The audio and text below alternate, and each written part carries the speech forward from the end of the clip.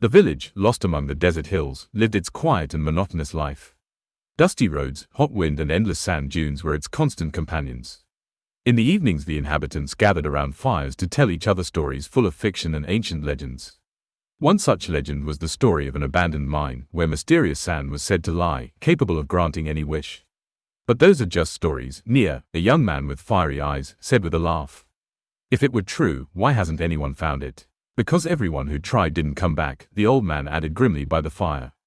The mine takes more than it gives. But Nia didn't believe these tales. He was young, ambitious, and tired of the poverty in which his family lived. His mother was sick and his younger sister looked at him every day with eyes full of hope. One day, when there was no more patience, Nia made up his mind. If the sand really exists, I will find it and make our lives better, he said firmly. Early in the morning, when the sun was just beginning to raise its glowing disk above the horizon, Nia set out.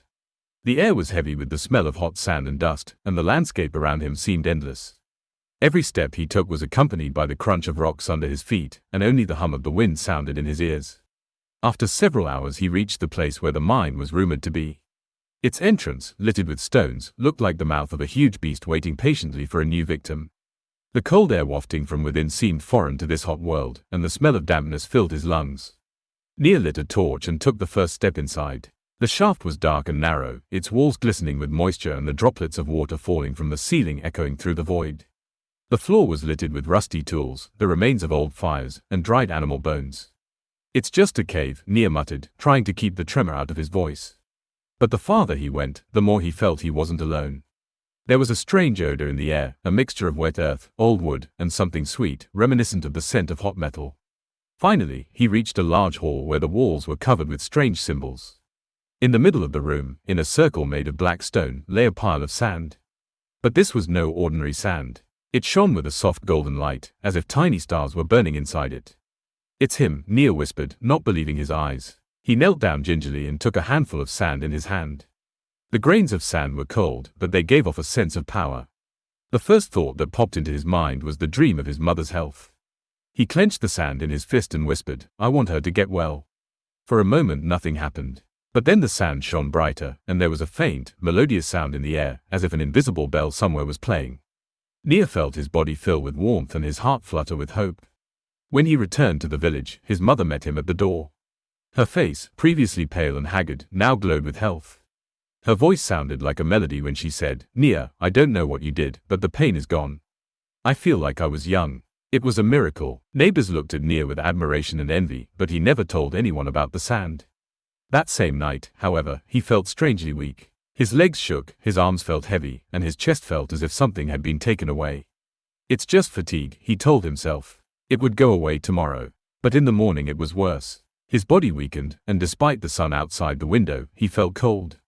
Despite his weakness, Nia returned to the mine. He couldn't stop. Now he dreamed of more, that his family would be rich, that his sister could study in the capital, that he himself would become strong and respected.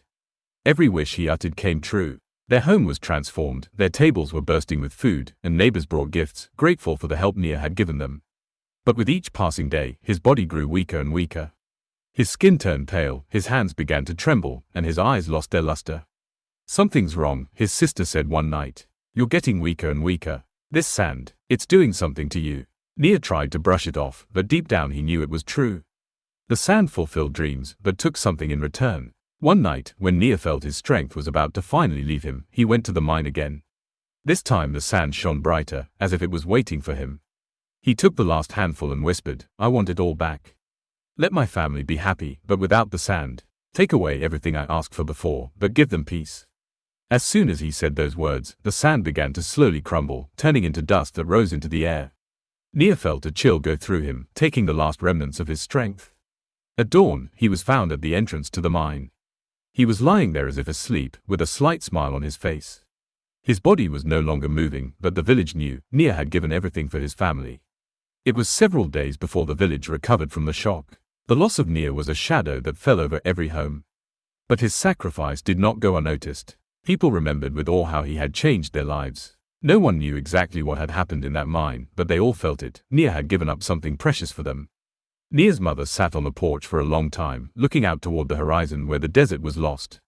Her face, healed by his first wish, was now covered with deep wrinkles full of pain and grief. She whispered to herself, "You did it for us. Why, Nia, why did you choose this path?" Her voice tore at the hearts of those who passed by. But no one dared to comfort her, for everyone felt a part of this untold duty. Leah, Nia's sister, could not accept the loss of her brother. Her small body seemed to be filled with energy that had nowhere to go. One night, she crept to the very place where the mine began. Moonlight lit the way and a warm wind whispered her name. When she reached the entrance, her heart sank. The mine no longer looked intimidating. Instead, a faint golden light emanated from there, the same one Nia had once seen. But as she stepped closer, she was stopped by a whisper. It was a voice, her brother speaking from the void. "Don't go there, Lia," he said softly. "This place took everything from me. I did it for you, for our family. Now your job is to live and remember." The girl held back her tears, but her hands trembled. The voice was so familiar, so warm. She fell to her knees in front of the entrance and whispered, "I promise, Nia. I will do everything I can to make sure you are not forgotten." The next day, Lia returned to the village and told her mother about her vision. Instead of comforting her, her mother only nodded. There was no doubt in her eyes. "It was him," she said. "Nia has always taken care of us. Even now, he protects you." Leah began to gather up everything that was left of her brother, his old jacket, the hat he wore on cold nights, and the wooden figurine he had carved for her when she was very young. She kept them in her room, creating a corner of memory so she would never forget what Nia had done. But what she cared most about was what she could do for others. She often spoke to the villagers, telling him about how Nia found the sand, about his dreams and sacrifices. These stories began to pass from mouth to mouth, becoming legend. The sand from the mine was gone forever. The place where his light lay was now empty and cold. No one could find a speck of golden radiance there anymore. But Nia had left something important behind for everyone who lived in the village. People began to look at life differently. They no longer waited for miracles to change their fate. Instead, they learned to appreciate each other and work together. Every time one of them wanted to give up, they remembered Nia, his determination and his sacrifice. In the center of the village, they placed a stone. On it they carved words that they believed captured the essence of Nia's story. "The power of a dream is great, but the price of fulfilling it is your heart. Remember that and live with faith in yourself." Years later, Leah, now a grown woman, sat at the foot of the hill. Her children were playing nearby, their laughter filling the air. She looked at the setting sun and remembered her brother's face. His eyes full of hope, his smile that said, "I will always be there for you." The wind carried a faint whisper to her. It was his voice, so familiar, so warm. "Thank you, Leah, you fulfilled my last dream." Tears ran down her cheeks, but she smiled. Because she knew, Nia would always be a part of her, a part of their family, and a part of everyone who heard his story. Did this story touch your heart? Do you think Nia was worth sacrificing himself for others? Write your thoughts in the comments and subscribe to our channel for more incredible stories that leave a mark on your soul.